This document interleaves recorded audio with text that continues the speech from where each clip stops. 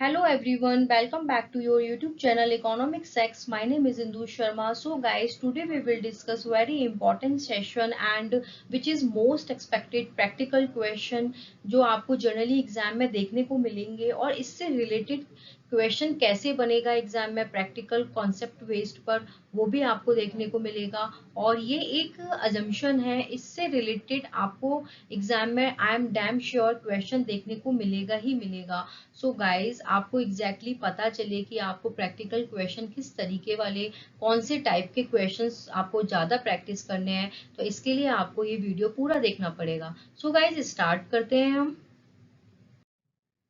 The first question is the from the following data calculate net value added factor cost, which means NVAFC, and so that net value added at factor cost equal to factor payment, यानी कि NVAFC equals to factor payment।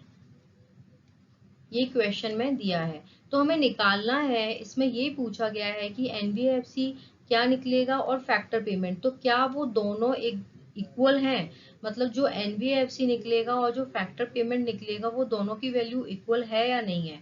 तो इस तरीके से question पूछा जाता है कि आपको इसकी जगह कुछ और भी दे देगा और आपको दोनों फैक्टर निकालने के बाद आपको लास्ट में बताना होगा कि दोनों की वैल्यू इक्वल है या नहीं है, दोनों का अमाउंट इक्वल आया है या नहीं आया है। तो इस क्वेश्चन को सॉल्व करते हैं। फर्स्ट हम निकालते हैं NVAFC. NVAFC net value added at factor cost. तो यहाँ पे दे रखा है सेल्स, तो पहले हम सेल्स लिखेंगे plus increase in stock, which mean इसको हम बोल सकते हैं चेंज इन स्टॉक। तो चेंज इन स्टॉक यानी कि इंक्रीज इन स्टॉक को हम क्या करेंगे, ऐड करेंगे। और नेक्स्ट दे रखा है इंटरमीडिएट कंजम्पशन, यानी कि इंटरमीडिएट कंजम्पशन को हम क्या करते हैं, डिडक्ट करते हैं, तो लेस कर देंगे इंटरमीडिएट कंजम्पशन। डेप्रिशिएशन आएगा यहाँ पे, डेफिनेटली आएगा क्योंकि net value added factor cost है। ग्रॉस में डेप्रिशिएशन क्या होता है, ऐड होता है, बट नेट में डेप्रिशिएशन को हम क्या करते हैं, लेस करते हैं, तो लेस डेप्रिशिएशन। एंड यहाँ पे दे रखा है फैक्टर कॉस्ट, जब मार्केट प्राइस होता है उसमें एनआईटी को हम क्या करते हैं, ऐड करते हैं, फैक्टर कॉस्ट में क्या करते हैं, एनआईटी को हम डिडक्ट करते हैं। सो नेट इनडायरेक्ट टैक्स कितना दे रखा है 300, तो minus 300, sorry minus net indirect tax minus NIT। Okay, तो इन वैल्यू को हम पुट करेंगे। सेल्स कितना है 10,500 प्लस चेंज इन स्टॉक कितना है 2500 यानी कि increase in stock, minus intermediate consumption कितना है 2300, माइनस डेप्रिशिएशन कितना है 500, माइनस एनआईटी कितना है 300। जब इस वैल्यू को हम सॉल्व करेंगे तो हमारा निकल के कितना आ जाएगा 9900। ये आया हमारा एनवीएएफसी। बट हमको यहाँ पे फैक्टर पेमेंट भी निकालना होगा क्योंकि दोनों की वैल्यू पता करनी है कि फैक्टर पेमेंट और एनवीएफसी इक्वल है या नहीं है। तो फैक्टर पेमेंट क्या होती है, जो फैक्टर ऑफ प्रोडक्शन यानी कि land, labour, capital and entrepreneurship के बिहाफ में जो हमें पेमेंट रिसीव्ड होती है, तो उसी को हम बोलते हैं फैक्टर पेमेंट। अब यहाँ पे देखो गिवन है वेजेस एंड सैलरी, तो इसको हम ऐड करेंगे। कितना गिवन है 6300, प्लस इंटरेस्ट दे रखा है 6500, प्लस रेंट दे रखा है 600, प्लस यहाँ पे प्रॉफिट दे रखा है 2350। तो हम इन सारी वैल्यू को ऐड करते हैं तो हमारा आता है 9900। तो हम बोल सकते हैं कि जो एनवीएफसी और फैक्टर पेमेंट वो क्या है, इक्वल है। तो 10 हम यहाँ पे लिखेंगे 10 factor payment equals to NVFC. ये स्टेटमेंट हमको लास्ट में फिर मेंशन करनी है। तो इस तरीके से क्वेश्चन पूछा जाता है, मोस्ट एक्सपेक्टेड क्वेश्चन है। और आपको इसकी जगह कुछ और दे देगा, फिर उसमें पूछेगा कि ये दोनों वैल्यू इक्वल है या नहीं है। तो मैंने आपको एक आइडिया दिया है कि इस तरीके के क्वेश्चन भी आपको प्रैक्टिस करके जाने हैं। नेक्स्ट क्वेश्चन मूव करते हैं। Find the missing value of government final consumption expenditure and mixed income of self employed, यानी कि दो वैल्यू यहाँ पे मिसिंग है। एक तो गवर्नमेंट फाइनल कंजम्पशन एक्सपेंडिचर की वैल्यू मिसिंग है और सेकंड है mixed income of self employed. दो वैल्यू मिसिंग है, तो यानी कि जो मिसिंग क्वेश्चन होता है वो आपको एग्जाम में मिलेगा ही मिलेगा। अब यहाँ पे तो जैसे कि government final consumption expenditure mixed income है, इसकी जगह आपको कभी ऑपरेटिंग सरप्लस निकालने को दे देगा, या कंपनसेशन ऑफ एम्प्लॉय मिसिंग होगा, या आपको पूरा डेटा दिया जाएगा उसमें नेशनल इनकम निकालने को दे देगा, नेशनल इनकम मिसिंग होगा। तो मतलब कुछ ना कुछ मिसिंग वैल्यू आपसे जनरली एग्जाम में पूछता है। तो इस क्वेश्चन को हम देखते हैं, हमें निकालना क्या है यहाँ पे, government final consumption expenditure and mixed income of self employed. Okay, तो हम देखते हैं, फर्स्ट हम पहले निकालते हैं गवर्नमेंट फाइनल कंजम्पशन एक्सपेंडिचर। जो गवर्नमेंट फाइनल कंजम्पशन एक्सपेंडिचर है and mixed income of self employed है, ये दोनों वैल्यू हमने कहाँ पढ़ी थी? जो government final consumption expenditure, private final consumption expenditure है ना, gross capital formation, net export, ये किस में आता है? एक्सपेंडिचर मेथड में। But mixed income of self employed किस में आता है? इनकम मेथड में। Compensation of employ, operating surplus and mixed income of self employed, ये किसका पॉइंट है? ये है इनकम मेथड का। तो आपको इस क्वेश्चन में देखा गया है कि दोनों ही पॉइंट पूछ लिया है, एक्सपेंडिचर मेथड भी पूछा है, यानी कि ये पॉइंट मिस कर दिया, और दूसरा इनकम मेथड भी पूछ लिया। ठीक है, तो आपको इस तरीके क्वेश्चन भी देखने को मिलेंगे। तो निकालते हैं हम गवर्नमेंट फाइनल कंजम्पशन एक्सपेंडिचर, तो शॉर्ट में लिखते हैं GFCE। ओके, तो अब यहाँ पे हमें गिवन क्या है? नेशनल इनकम गिवन है। तो हम क्या करेंगे? इक्वल्स टू नेशनल इनकम में से क्या लेस करेंगे हम, क्योंकि गवर्नमेंट वाला पॉइंट हमें निकालना है। तब हम एक्सपेंडिचर मेथड को निकालते हैं, तो हम क्या ऐड करते हैं? Private final consumption expenditure, government final consumption expenditure, okay, and जो इसके ये consumption of fixed capital, operating surplus नहीं, कंजम्पशन ऑफ फिक्स्ड कैपिटल, और ये नेट एक्सपोर्ट, ये सारी चीजें ऐड करते हैं। बट यहाँ पे मिसिंग है, तो हम नेशनल इनकम में से क्या करेंगे? इन सब चीजों को डिडक्ट करेंगे। जो हम ऐड करते हैं उसको लेस करेंगे, और जो लेस करते हैं वाइल कैलकुलेटिंग नेशनल इनकम, उसको क्या करेंगे? हम डिडक्ट करेंगे, मतलब माइनस करेंगे। सो नेशनल इनकम में से हम क्या करेंगे? प्राइवेट फाइनल कंजम्पशन एक्सपेंडिचर यहाँ पे दे रखा है कितना? 40,000। तो हम डायरेक्ट वैल्यू लिखते हैं, नेशनल इनकम दे रखा है 71,000, इसमें से प्राइवेट फाइनल कंजम्पशन एक्सपेंडिचर जो है 40,000, इसको हम क्या करेंगे? डिडक्ट करेंगे। कर दिया भाई हमने डिडक्ट। अब नेक्स्ट आता है ग्रॉस कैपिटल फॉर्मेशन, दे रखा है यहाँ पे कितना? 10,000, इसको हम डिडक्ट कर देंगे यहाँ पे, क्योंकि हम तब एक्सपेंडिचर मेथड निकालते तो इन सबको ऐड करते हैं, बट अभी हमें क्या करना है? नेशनल इनकम में से लेस करना है, क्योंकि एक हमें वैल्यू निकालनी है। तो हमने 10,000 को भी क्या कर दिया? लेस कर दिया। ठीक है, अब आता है यहाँ पे नेट एक्सपोर्ट को हम ऐड करते हैं while calculating expenditure method, but net export को अभी हम क्या करेंगे? लेस करेंगे। यहाँ पे दे रखा है नेट एक्सपोर्ट, यहाँ पे दे रखा है 5,000, तो 5,000 हमने नेट एक्सपोर्ट को भी डिडक्ट कर दिया। अब यहाँ पर NFIA को हम ऐड करते हैं, तो अब NFIA को क्या करेंगे? डिडक्ट करेंगे, लेस करेंगे। सो NFIA दे रखा है यहाँ पर net factor income from abroad 1,000, तो हमने इसको क्या कर दिया? लेस कर दिया। ठीक है, अब हमको क्या करना है? NIT को हम क्या करते हैं? लेस करते हैं, तो बट NIT को हम क्या करेंगे? अब डिडक्ट करेंगे। NIT को हम लेस करते हैं, तो अभी क्या करेंगे? इसको हम ऐड करेंगे। तो NIT कितना दे रखा है? Net indirect tax 2,000। And next है डेप्रिसिएशन को हम क्या करते हैं? डेप्रिसिएशन कहाँ है यहाँ पे? Depreciation consumption of fixed capital, consumption of fixed capital ये रहा 3,000, तो इसको हम क्या करते हैं? लेस करते हैं, तो अभी क्या करेंगे? ऐड करेंगे। तो 3,000 क्या किया हमने? ऐड कर दिया। तो ये सारी वैल्यू निकालने के बाद हमारे पास कितना आ जाता है? 20,000 करोड़। ये क्या आ जाता है हमारा? Gross government final consumption expenditure. तो ये आ गया हमारा 20,000, यहाँ पे हम लिख सकते हैं 20,000 करोड़। अब आ जाओ, हमें निकालना है next point, mixed income. Mixed income निकालनी है हमें। अब मिक्स्ड इनकम का फंडा देखते हैं भाई। नेशनल इनकम ऑलरेडी गिवन है, अब नेशनल इनकम गिवन है, तो इसमें से हम क्या करेंगे? मिक्स्ड इनकम निकालनी है, तो NFIA को क्या करेंगे? लेस करेंगे। तो नेशनल इनकम कितना दे रखा है? 71,000। कितना दे रखा है? 71,000। इसमें से जो है NFIA कितना दे रखा है? Net factor income from abroad 1,000, तो 1,000 इसको हमने डिडक्ट कर दिया।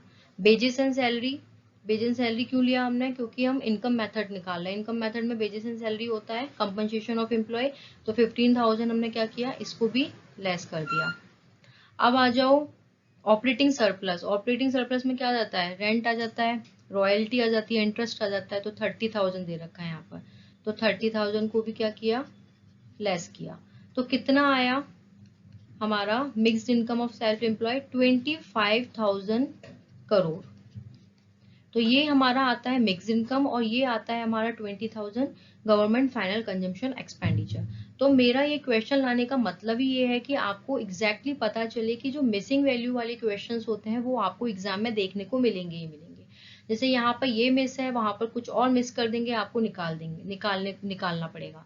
बट इसका फंडामेंटल पॉइंट यही है कि अगर आपको फॉर्मूला पता होगा, आपको कॉन्सेप्ट पता होगा, आपने ज्यादा से ज्यादा प्रैक्टिस की होगी, तो आपको इजीली निकल जाएगा क्वेश्चन, आपको कोई ज्यादा डिफिकल्टीज नहीं होगी। तो ये हो गया आपका सेकंड क्वेश्चन। थर्ड क्वेश्चन देखते हैं, जो कि वो भी बहुत इंपॉर्टेंट है, और इस टाइप के क्वेश्चन भी आपको देखने को मिल सकते हैं पेपर में। अब यहाँ पे निकालना है कंपनसेशन ऑफ एम्प्लॉय। तो कंपनसेशन ऑफ एम्प्लॉय हम किस में देखते हैं, कंपनसेशन ऑफ एम्प्लॉय हम किस में देखते हैं, इनकम मेथड में देखते हैं। ठीक है, अब इनकम मेथड के अकॉर्डिंग हमें कंपनसेशन ऑफ एम्प्लॉय निकालना है। तो हमें पहले ये देखना है कि हमें यहाँ पे गिवन क्या है। देखो यहाँ पे हमें जीडीपी एमपी गिवन है, तो हमने एक पॉइंट पकड़ लिया कि यहाँ पे जीडीपी एमपी गिवन है। अब इसी से हम पूरा क्वेश्चन आराम से निकाल लेंगे। ऐसे ही आपको हर क्वेश्चन में कुछ ना कुछ ऐसा पॉइंट दिया होगा जिसको आप बेस लेके पूरे क्वेश्चन को इजीली सॉल्व कर पाओगे। जैसे अभी पीछे हमने क्वेश्चन देखा, मिसिंग वैल्यू निकालनी थी, तो वहां पे क्या गिवन था, नेशनल इनकम गिवन थी, तो उसको बेस लिया, जो जो हम ऐड करते हैं उसको डिडक्ट किया, जो जो हम माइनस करते हैं उनको हमने ऐड किया, तो उस बेस को लेके हमने पूरा क्वेश्चन निकाल लिया। सेम एज यहाँ पे इनकम मेथड है। अब कंपनसेशन ऑफ एम्प्लॉय दे रखा है यहाँ पे, यानी कि जीडीपी एमपी हमने बेस मानना है, तो मान लिया भाई हमने जीडीपी एमपी बेस। अब इसमें से क्या होगा, हम क्या डिडक्ट करेंगे, यहाँ पे दे रखा है प्रॉफिट आफ्टर टैक्स, तो ऑफकोर्स हम ये लेस कर देंगे। तो डायरेक्ट हम लेते हैं 200, हमारा क्या है, जीडीपी एमपी है। इसमें से हमने प्रॉफिट आफ्टर टैक्स कितना लेस किया, 20 लेस कर दिया। अब हमें कंपनसेशन ऑफ एम्प्लॉय निकालना है, तो हम तब निकालते हैं इनकम मेथड में, तो हम क्या करते हैं, जो आपका ये इंटरेस्ट होता है, रेंट, रॉयल्टी, ये सब को क्या करते हैं, हम ऐड करते हैं। तो अभी हमने क्या करना है, यहाँ पे माइनस करना है। जो चीज हम लेस करते हैं उसको हम क्या करेंगे, ऐड करेंगे, और जो चीज हम ऐड करते हैं उसको हम क्या करेंगे, माइनस करेंगे। तो 45 जो है इंटरेस्ट, ये हम क्या करेंगे, लेस कर देंगे। कर दिया हमने लेस 45। अब आ जाता है यहाँ पर गुड्स एंड सर्विस टैक्स, ये भी हम लेस कर देंगे, ये भी लेस कर दिया हमने। अब आता है कंजम्पशन ऑफ फिक्स कैपिटल, यानी कि ये डेप्रिशिएशन है, तो इसको भी लेस कर दिया, 50 आया ये। रेंट है, रेंट को भी क्या करेंगे, लेस करेंगे, 25। कॉर्पोरेट टैक्स है, इसको भी क्या करेंगे, लेस कर देंगे, 5। तो यहाँ पर तो हम इनकम मेथड से जीवीएमपी निकालते हैं, तो क्या करते हैं, हम सारी चीजों को ऐड करते हैं, है ना। अभी हमें क्या करना है, हमें सिर्फ एक पॉइंट को निकालना है, यानी कि कंपनसेशन ऑफ एम्प्लॉय को निकालना है। तब इन सारी चीजों को हम जीडीपी एमपी में से क्या करेंगे, डिडक्ट करेंगे, तो हम इस वैल्यू को पे पहुंच जाएंगे आसानी से, ऑफ कोर्स पहुंच जाएंगे। तो क्या इन वैल्यू को डिडक्ट करने के बाद, लेस करने के बाद हमारे पास कितना आता है, 45 करोड़। 45 करोड़ क्या है हमारा, compensation of COE, compensation of employ. Compensation of employ में क्या आता है, salary, wages, social security contributions, ये सारी चीजें आती हैं, इन कैश इन काइंड, दोनों वे में। तो ये हो गया आपका थर्ड क्वेश्चन। तो इसमें भी अल्टीमेटली आपको पर्टिकुलर एक पॉइंट निकालना है। आजकल जो एग्जाम में क्वेश्चन होता है उसमें आपको डायरेक्टली ये नहीं पूछता कि आपको पूरा डेटा दे दिया जाएगा, फिर आपको बोलेगा कि वैल्यू एडेड मेथड से निकालो, या आप इनकम मेथड से निकालो, या एक्सपेंडिचर मेथड से निकालो। नो, आजकल टैक्टिस चेंज हो गई है। आपको आजकल पर्टिकुलर एक पॉइंट दिया जाएगा और पूरा डेटा दिया जाएगा, और उसके बेस्ड पे आपको क्वेश्चन फाइंड करना है। तो ये आजकल एक परफॉर्मा है, इस तरीके से क्वेश्चंस आपको देखने को मिलेंगे। सो गाइज, अगर आपको मेरा ये सेशन समझ आ रहा है, एग्जैक्टली आपको अच्छा लग रहा है, तो प्लीज मुझे भी सपोर्ट करो, मुझे भी शेयर करो, ज्यादा से ज्यादा लाइक एंड सब्सक्राइब करो। सो गाइज, नेक्स्ट क्वेश्चन पे मूव करते हैं। Fourth question, only one product X is produced in the country its output during the year 2019 and 2020 was 100 units and 1100 units respectively. The market price of the product during the years was rupees 50 to 55 per unit respectively. Calculate percentage change in real GDP and nominal GDP in year 2020 using 2019 base year. यानी कि यहाँ पर हमें 2019 का क्या लेना है, base year लेना है. ठीक है, इसके बेस्ड पे हमको ये नॉमिनल जीडीपी और रियल जीडीपी फाइंड करनी है. तो पहले हम इसको एक डेटाबेस पे बना लेते हैं कि क्या क्या गिवन है. तो हम देखते हैं कि यहाँ पर यूनिट लिखेंगे हम, यहाँ पे 2019, यहाँ 2020. ओके, अब यूनिट्स में क्या गिवन है हमें. फर्स्ट यूनिट में गिवन है एक्स यूनिट जो प्रोड्यूस कर रहा है आउटपुट का, वो कितना कर रहा है 100, और यहाँ पर 1100, यानी कि 2020 में कर रहा है 100 यूनिट्स एंड यहाँ पर कर रहा है 110. यहाँ पे 110 होगा, 110 यूनिट प्रोड्यूस कर रहा है. ठीक है, 19 में कितना है 100 और 20 में कितना है 110 यूनिट. तो हम यहाँ इससे मार्केट प्राइस पहले निकालते हैं. मार्केट प्राइस क्या होगा, यहाँ पे market price product during the year 50 and 55. तो ये पहले लिख लेते हैं, 50 एंड 55 लिख लिया. अब हम इससे नॉमिनल जीडीपी निकाल सकते हैं आराम से. नॉमिनल जीडीपी क्या हुआ, नॉमिनल जीडीपी हुआ कि जब हम इन दोनों का क्या करेंगे, मल्टीप्लाई करेंगे. ठीक है, मार्केट वैल्यू से होता है जो हमारा आउटपुट होता है, और जो मार्केट वैल्यू होती है उसका जब मल्टीप्लाई करते हैं तो हमारा क्या आ जाता है, नॉमिनल जीडीपी आ जाता है. तो 100 इंटू 50 ये कितना आया 5000. यहाँ पे 110 इंटू 55 ये कितना आया 6050. ये आ गया नॉमिनल जीडीपी और 19 का, और ये आया 20 का 6050. अब सेम एज हमें रियल जीडीपी निकालना है. ठीक है, तो रियल जीडीपी में क्या हुआ है 100 इंटू 50 कितना आया 5000. बट रियल जीडीपी में बेस ईयर क्या फिक्स्ड कर दिया है, 2019 का बेस ईयर फिक्स्ड किया है. यहाँ पे लिखा है ना 2019 एज बेस ईयर. तो यहाँ पे यानी कि हम कैसे निकालेंगे, 110 इंटू कितना है base year 100, sorry 50, market price कितना है 50, तो इसका आ जाएगा 5500. तो ये आ गया हमारा नॉमिनल जीडीपी, ये आ गया 5000 नॉमिनल जीडीपी 19 का, और ये 20 का आया 6050 नॉमिनल जीडीपी दोनों का. और यहाँ पे रियल जीडीपी आया 5000 और यहाँ पे आया 5500. तो रियल जीडीपी है जो बेस ईयर पे निकालते हैं, ये सबको पता है. नॉमिनल जीडीपी जो करंट प्राइस है उस पे निकालते हैं. ठीक है, तो करंट प्राइस जो दे रखा है हमने उस पे दोनों का अलग अलग निकला, और यहाँ पे बेस ईयर फिक्स्ड है यानी कि 2019 का लिखा हुआ है क्वेश्चन में, तो हमने बेस ईयर माना किसको 50 को. ठीक है, ये गिवन है ऑलरेडी, तो इसका इंटू किया हमने मल्टीप्लाई करके, ये हमारा आ गया रियल जीडीपी. अब हमें सेम परसेंटेज निकालना है. ठीक है, किसका परसेंटेज निकालना है, रियल जीडीपी का एंड नॉमिनल जीडीपी का. तो percentage change in real GDP, real GDP equals to change in real GDP upon base year into 100. तो कितना आया 5500. यहाँ पे कितना दे रखा है 5000 और 5500, तो हम ऐसे निकालेंगे. चेंज कितना आया 5500 माइनस 5000 अपॉन बेस ईयर कितना है हमारा 5000 इंटू 100. तो हम इसको बोल सकते हैं कितना आएगा हमारा 10%. अब ये कह रहा है कि सेम हमें परसेंटेज निकालना है बेस ईयर को यूज करके नॉमिनल जीडीपी का. तो एज इट इज निकालेंगे परसेंटेज चेंज इन नॉमिनल जीडीपी. तो इसका क्या आ जाएगा, change in nominal GDP upon base year. तो इसका क्या वैल्यू रखेंगे हम 6050 यहाँ पे गिवन है, और माइनस 5000 अपॉन कितना 5000 यहाँ पे इंटू 100, यहाँ पे भी इंटू 100। तो इसका जो कितना वैल्यू निकल के आई, change in real GDP percentage, इसका निकल के आया 21%।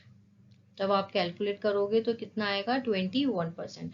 तो इस तरीके के भी क्वेश्चन आपको एग्जाम में देखने को मिलेंगे। तो रियल जीडीपी और नॉमिनल जीडीपी का कन्वर्जन बेस्ड क्वेश्चन आते हैं, और मैंने पहले भी काफी सारी क्वेश्चन इससे रिलेटेड प्रैक्टिस करवाए हुए हैं।